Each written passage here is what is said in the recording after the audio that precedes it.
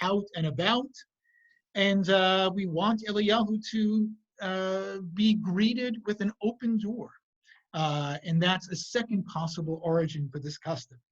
In the following paragraph, the 19th century halachis, the Aruch HaShulchan, cites a custom in which people would not only open the door, but they would say, Baruch haba Eliyahu, playing further on this second idea that the opening of the door is associated with greeting Eliyahu.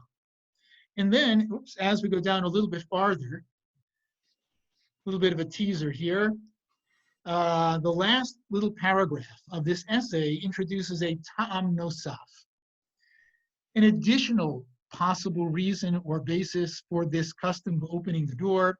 It's quoted in the name of Rav Meir of Midishkov, and Harav Yosef Stern is the Av Beit Din of Zecher Yehosaf. And to introduce this last idea of what we might be doing when we open the door, what does that custom mean? To introduce this, we're going to go into the story of the Exodus itself. We're going to look at a detail that we may not be so familiar with in the sense that we don't think about it a great deal. But there it is in Shemot 12:22. This is ordinarily when I'd ask someone to read, but B'meherav Yameinu, we'll get back there again. Where Moshe tells the people about taking the hyssop and the blood and sprinkling the blood on the doorposts and on the lintel. We're very familiar with that part. The part we're less familiar with is underlined, Va'atem lo teitzu ish mipetach beito ad boker. Everyone stays put until the morning. Do not move, do not get up, do not leave the house. And the reason that we are not to leave the house is that the mashchit, the destroyer, it's an interesting word. We'll come back to it. The mashchit is out there. The power of destruction has been unleashed. And there is danger in leaving the house. And there's the children of Israel hear the anguished cries coming out of every Egyptian home. And God warns, don't leave the house until the morning, until it is time. And when we imagine what it was like to sit in the house with terror all around, with the knowledge that leaving the house is dangerous, perhaps lethally dangerous, we can't help but think about a verse from Tehillim 130. This is a very familiar chapter of Tehillim, Mima Amakim Kraticha Hashem, and we have this verse right in the middle. We know this verse. Nafshi Lashem Mishomrim Laboker Shomrim Laboker, translated here as, I am more eager for God than the watchmen who are watching for the morning watch for the morning. One imagines the watchmen for the morning are very eager to see the morning. That's when they go off duty. That's when they are themselves not in a potential line of fire. But we are more eager for God than that. This is what the Mizamer is saying. But it's Rashi's comment on this that is especially pertinent to sitting in the house the night of the Exodus with all hell breaking loose outside. Rashi says, how do those who watch for the morning, who watch for the dawn, how do they do it? What does it look like? Says Rashi, mitzapin v'chozrini mitzapin. They go and look out the peephole. Is it there? No. They go back. An hour later, they come back. Is it dawn? Is still not dawn? Kates ahar kates, after hour after hour. They go and see. Is it the morning yet? And this is, I think, the what that last suggestion of why we open our doors. This is what they're thinking of, because they're imagining that our ancestors, as they sat there in their homes, terrified in Egypt, knowing that they cannot leave until the morning, that they too, every half hour, they would open the door just a crack to see, is it morning yet? Has the dawn broken yet? Has the terror evaporated yet? Has the mashrit gone back to wherever it came from yet? And as you now look at those words right under Rashi, we open our doors the night of the Seder, according to this third explanation. L'zikaron yetziat Mitzrayim, to remember the events of that night, because Bnei Yisrael were told they must not leave the house. It's dangerous outside. Alkein hayu potchim et hadelet, and thus they, hour after hour, continue to open their door to see maybe the first rays of the dawn are visible. And this is a very, very, I think, pertinent custom, a pertinent way of thinking about the custom as we celebrate Pesach this year, sitting inside, waiting for the dawn, waiting for the destroyer to go away, waiting for it to be safe, to go back outside the house, go back into the world where we have been banished from, to protect ourselves inside our homes. And with that background, or with that as the opening section of the Drasha, I want to now move into kind of the real meat of the matter. Rabbi Yosef, sorry, can I interrupt you for a second? Yeah. We're at the 100-person limit for our Zoom, and the Facebook Live seems to have turned off. Can you see if you can get that restarted so others can join? I'm going to try to do so right now. Excuse me, everyone. If it takes longer than a minute, then we'll just share the recording afterwards. Okay, hang on a second. I'm just trying to, I'm sorry. Give me just a second here, everybody. I'm trying to get back to that page where all the controls are. Meeting controls, is that it? No. I can't seem to get back to the page where all the controls are along the bottom. You might need to stop sharing. Could you change the light switch that one, please? Okay. And you, Oh, okay. Oh, you know, maybe I never hit to start it live. Okay.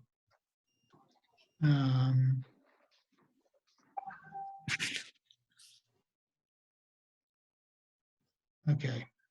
know how to do Here we this. go. Maybe you need to take that part. Yes. Oh, yeah. Outside. Really not that much. Okay. Rats. All right. I think I didn't start it before. So Okay. now I'm going to welcome everyone who was there, and I apologize. I did everything except the last step to go live on Facebook. I think you're good now. Thank you. Okay, I'm sorry. One day I'll get this right, just in time to go back to life as normal. I apologize. Yeah, for those who are just, wow, now what happens? Oh. Have to go back to, So you have to go back to the bottom of the page as you're okay, not here's sharing the screen. here's the screen I want to share. Okay, I got it. Okay. We good now? Yeah. Okay. So for those who just joined us on Facebook, the 30-second summary, we're talking about the explanation of the custom of opening our door for Eliyahu as being connected to the experience of the children of Israel while in Egypt that night, terrified to go outside because there's danger outside, and every half hour checking the door to see whether perhaps the dawn that they are awaiting, when God said you can go out in the morning, whether that dawn has begun to rise or not.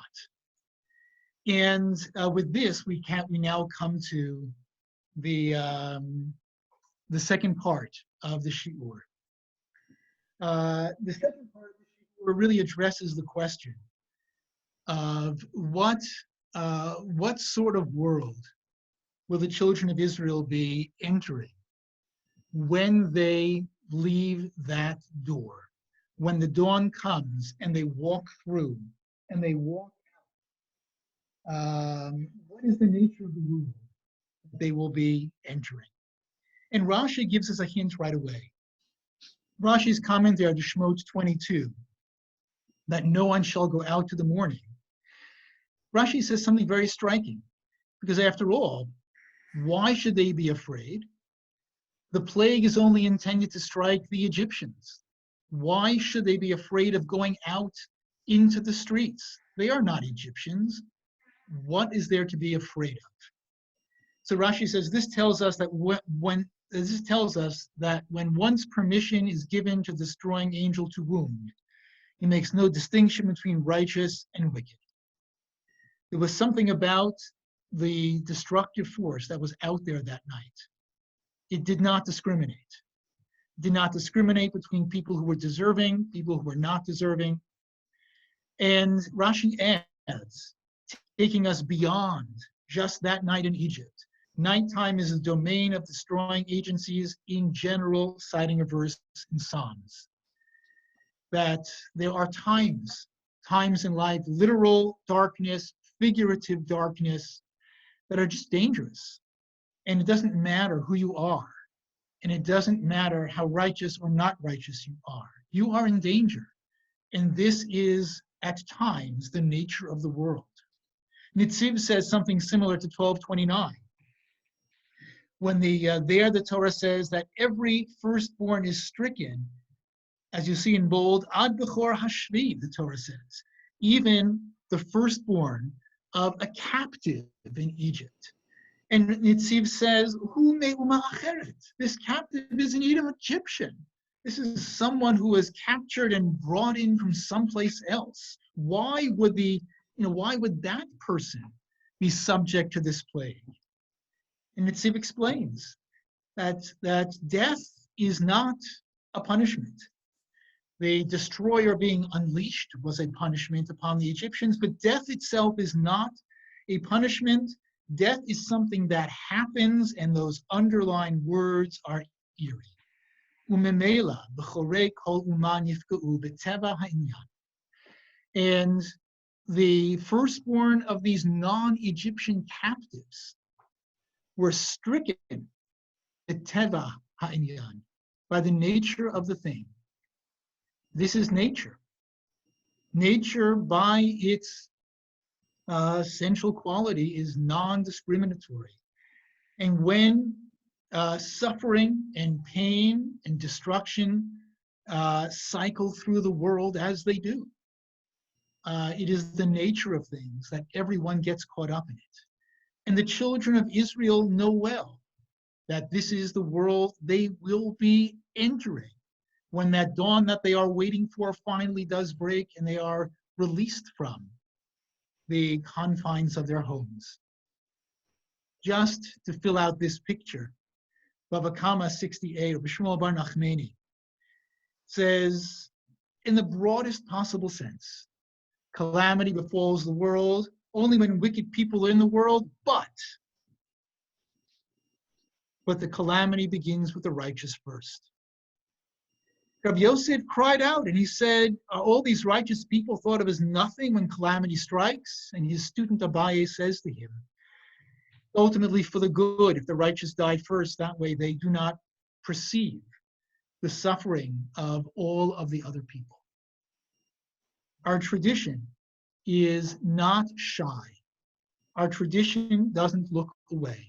Our tradition is very aware that this is the nature of the world in which we live, the planet we inhabit. Suffering cycles through, and it is indiscriminate when it does. The children of Israel know this about the world they will enter when they can open up their doors after the dawn has arrived. And most significantly, as you now see at the top of the page, they will be entering the world with the most fundamental question of the past 200 years, completely unaddressed. With this I move to, when I talk about the most fundamental question of all, to an essay that was posted by someone, the Tanakh department to Bar Ilan. And the essay is simply entitled, Madua Nishtabdu B'nai Yisrael B'Mitzrayim. Why were the children of Israel enslaved? It is, such a simple question, so fundamental. And it says, as is explained in the question, the Torah never explains to us, not in the book of Bereshit when God foretells this to Abraham, nowhere in the book of Shemot as the story of the Exodus unfolds. We're never told why. Why was it that these innocent people were put into bondage and made to suffer, and their children were thrown into the sea? Why? And this article from the Bar Ilan Bible department proceeds to review all of the theories that are offered. For example, there's a school of thought that it was the sins of Abraham and Sarah. Whole bunch of possibilities within that category, ranging from Abraham shouldn't have taken those 318 soldiers that he took with him to battle the 4 kings, because those 318 were Torah scholars and he shouldn't have disturbed them, to Abraham and Sarah mistreating Hagar when she becomes pregnant after Abraham marries her, and other possibilities as well. But then the article says that it is impossible to ascribe our bondage and suffering in Egypt to these acts of Abraham and Sarah. First of all, the Torah itself doesn't even explicitly identify these things as being sins, much less even hint at the idea that they are somehow connected to the bondage. And then there's a second school of thought that claims that places the blame on subsequent generations, on Yosef's brothers who sold him into slavery, onto the children of Israel themselves after Yosef and the brothers die, and according to the Midrash, they abandon Brit Milah or perhaps even engage in idolatrous worship.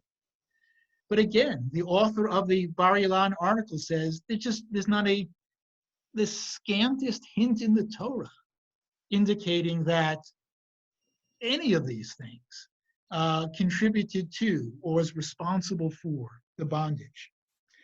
The author even goes on to talk about what is for us the very, very compelling theory, that the reason, the explanation for the bondage is in order so that we might be religiously trained, so that we would understand, as the Torah says, to love the stranger, to not oppress the stranger, to treat the slave humanely, to understand that the land of Israel is a gift to us that we must continuously earn. It's not a birthright.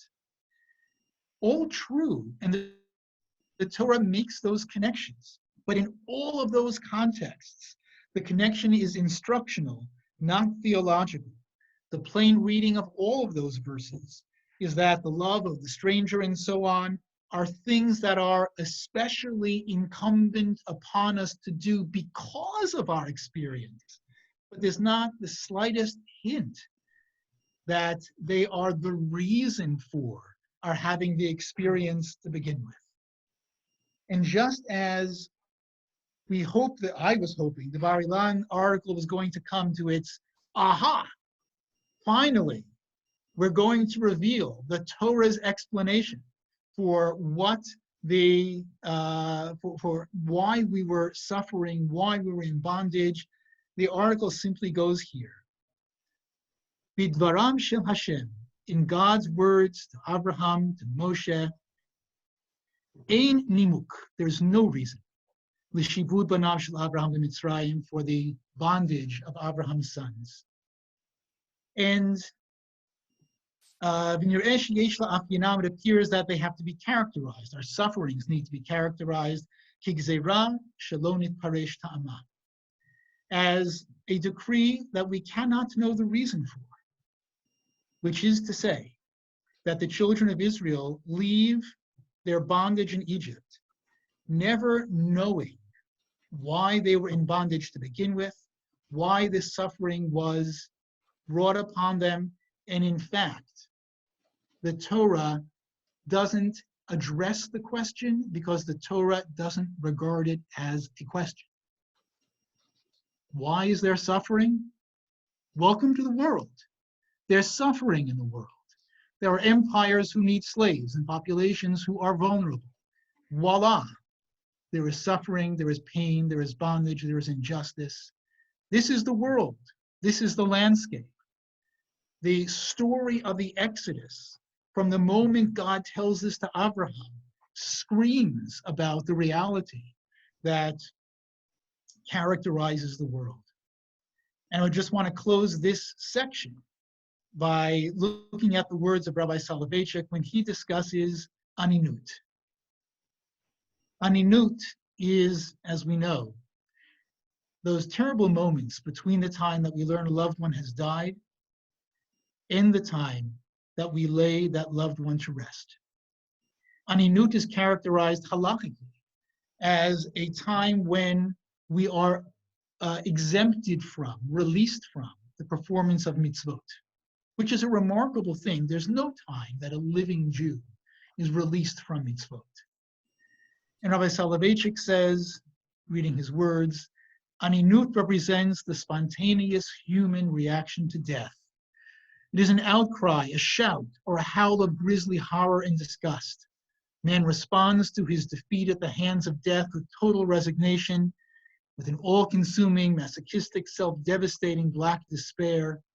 Are we not, the Onan asks, just a band of conceited and inflated daydreamers who somehow manage to convince ourselves of some imaginary superiority over the animals of the jungle?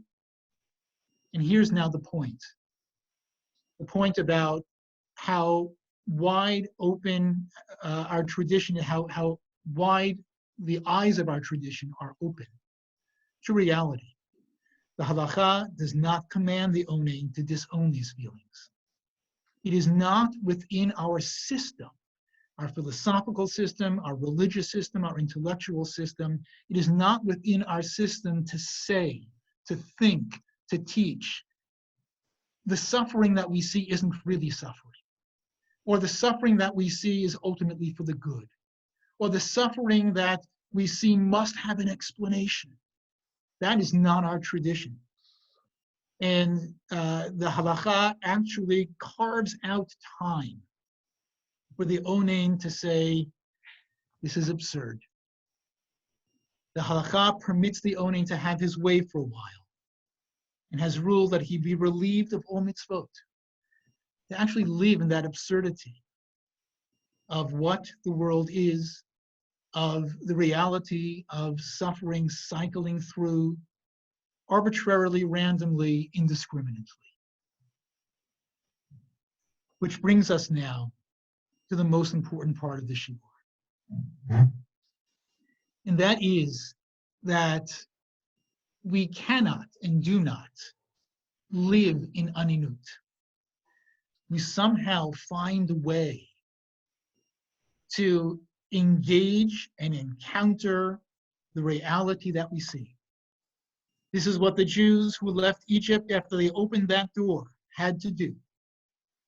They know from having been enslaved for 2 centuries for no particular reason. They know from the indiscriminate nature of the mashchit, the night that they were huddled inside. They know what's on the other side of that door. They know what world they will be entering when they exit that door, when the dawn finally arrives. They know the world they're going into. And there's a way that we have of engaging, of responding, of encountering. And I hope what we'll find in the next few minutes is that this is nothing less than Pesach's essential teaching. How to engage this, how to respond to it, how to encounter it, how to not live as an Onan, but to live as someone who's very aware of what the Onan is aware of, but has moved to a different place of being. And I'd like to introduce or begin this third section with what I hope will be a useful foil. And that is the character of Dr. Bernard Rieu from Albert Camus' The Plague. a novel that, of course, is getting enormous attention these days for obvious reasons. Dr. Ryu is, in the book, he's a medical doctor. He is a self-described atheist in conversation with other of Camus' characters who are religious to one degree or another in different ways. And he's working tirelessly to do everything within his power as a human being and as a physician to address the needs of those who have been stricken. And here we have a quote from the plague. Dr. Ryu is addressing his friend Teru. After all, the doctor repeated, then hesitated again, fixing his eyes on Teru. This is something that a man of your sort can understand, most likely. But since the order of the world is shaped by death, mightn't it be better for God if we refuse to believe in him and struggle with all our might against death without raising our eyes toward the heaven where he sits in silence? Teru nodded. Yes, he said, but your victories will never be lasting, that's all. And Ryu's face darkened and he responds, yes, I know that, but it's no reason for giving up the struggle. This is one way of engaging, of responding, of encountering the reality. It's one in which God is placed as far away from us as we can possibly get him, because God isn't doing a thing here, and the time that we spend inquiring of God, why is this happening? What does it mean? Is time wasted translating into lives lost? Just leave God in the corner, leave God out of this, and put your nose to the grindstone and heal patients. And that is Dr. Ryu's response. We can recognize that. We can understand it. And we can also know that as religious people, that can't be our response. Our response has to be different. It is different. Every fiber of our religious being vibrates with there has to be something different for us. And from there, I want to move sort of to another foil, and that is the foil of Rabbi Soloveitchik. In his essay, A Halachic Approach to Suffering, he says things that, forgive me, sound way too much like Dr. Ryu to me.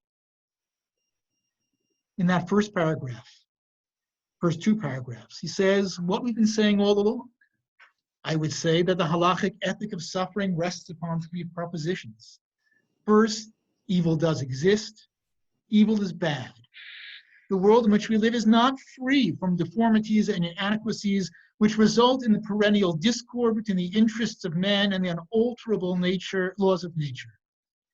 In other words, the reality of evil is indisputable. Okay. This is where the Jewish position starts. We don't sugarcoat, we don't dismiss, we don't say it's all for the good. This is not, we're honest.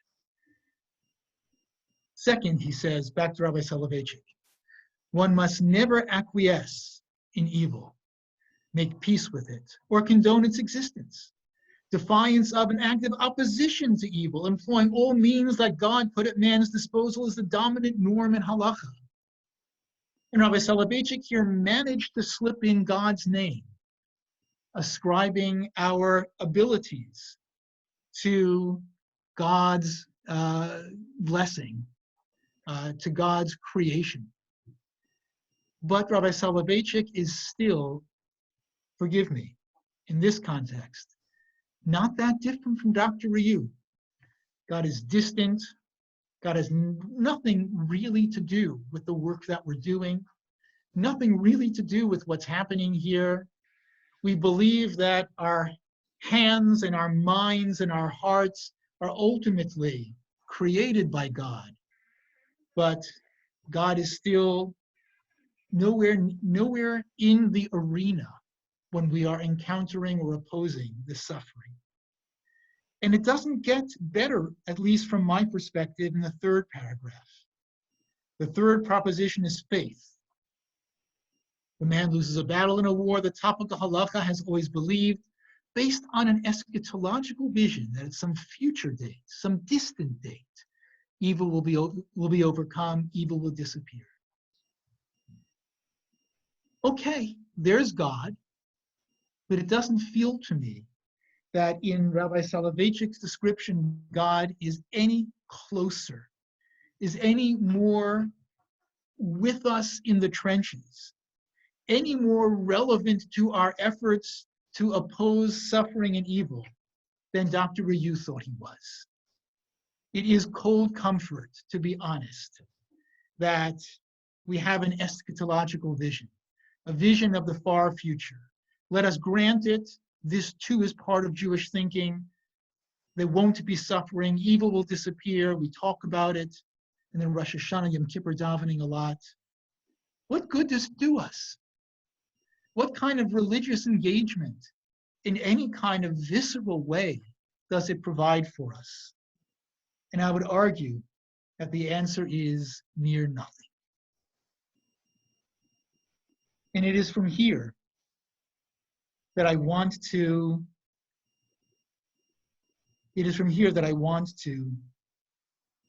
come to what I hope will be the most important idea.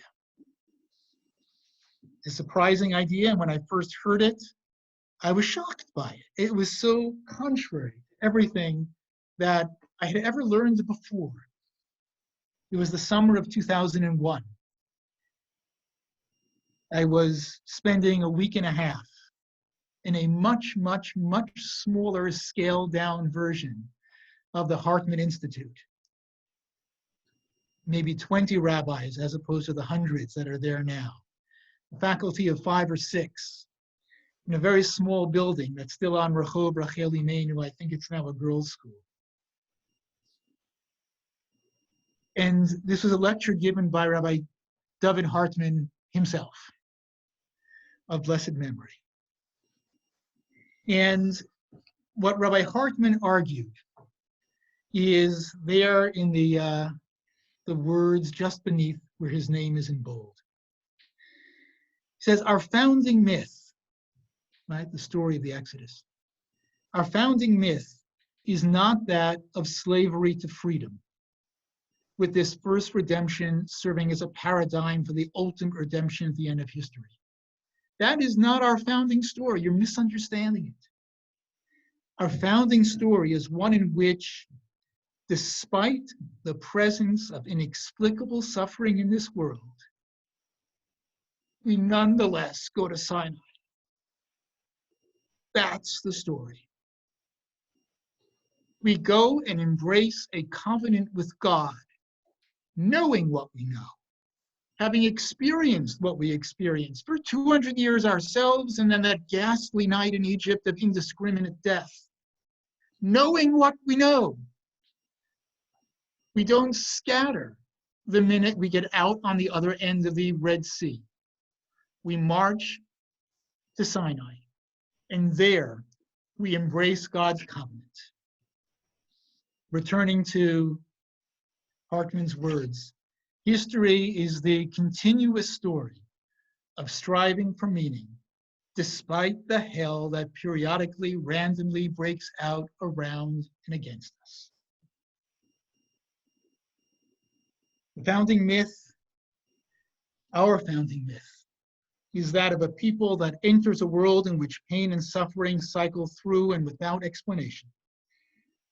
A people which responds to that reality by coming to the foot of the mountain, entering a binding covenant with God in the belief that through binding ourselves to the Rachum L'Chanun, the one who is compassionate, the Ohev Tzedakah Mishpat, the one who loves righteousness and justice, and declaring ourselves responsible to realize his will,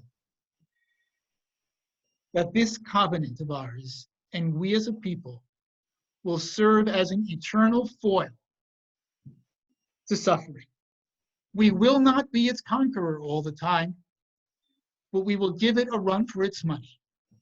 We will be its endless nemesis. Friends, this Pesach story that we are about to retell is a story about emerging into the world with our eyes wide open and responding to what we see by binding ourselves with the force of sacred covenant to God's expectations that we not stand idly by our brother's blood, that we strengthen the hand of the one who has fallen.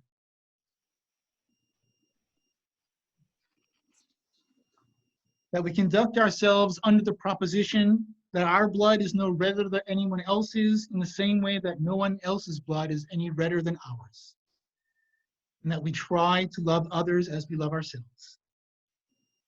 The power of our having bound ourselves to this in sacred covenant is twofold. One is that it's not an individual covenant. It's a collective one. As individuals, we are only called upon to do the piece that we can do, the piece that we can stretch ourselves to do, and this is our obligation now, to stretch ourselves each individually. And it is the national, the aggregate, the collective, all of us who are entered into this covenant together, who will fight the battle together. And the other power of this being a binding covenant is that a covenant, a brit, is something that we enter in order to foreclose for ourselves the possibility of giving up. That's what a covenant is. It is an agreement that has no clause in it for giving up or walking away. Roger Cohen, in an essay he wrote yesterday, cites Dr. Craig Smith, who's the surgeon-in-chief at New York Presbyterian Columbia Hospital,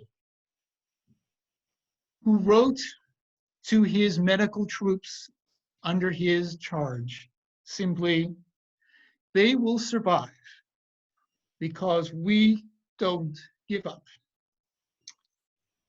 Dr. Zachary Rubin, our friend, our member, one of our local heroes, told me a story about visiting a hospital, a small hospital, at which they are bracing themselves for what will come. And the person who is in charge of the effort to ready the hospital is an ER doctor.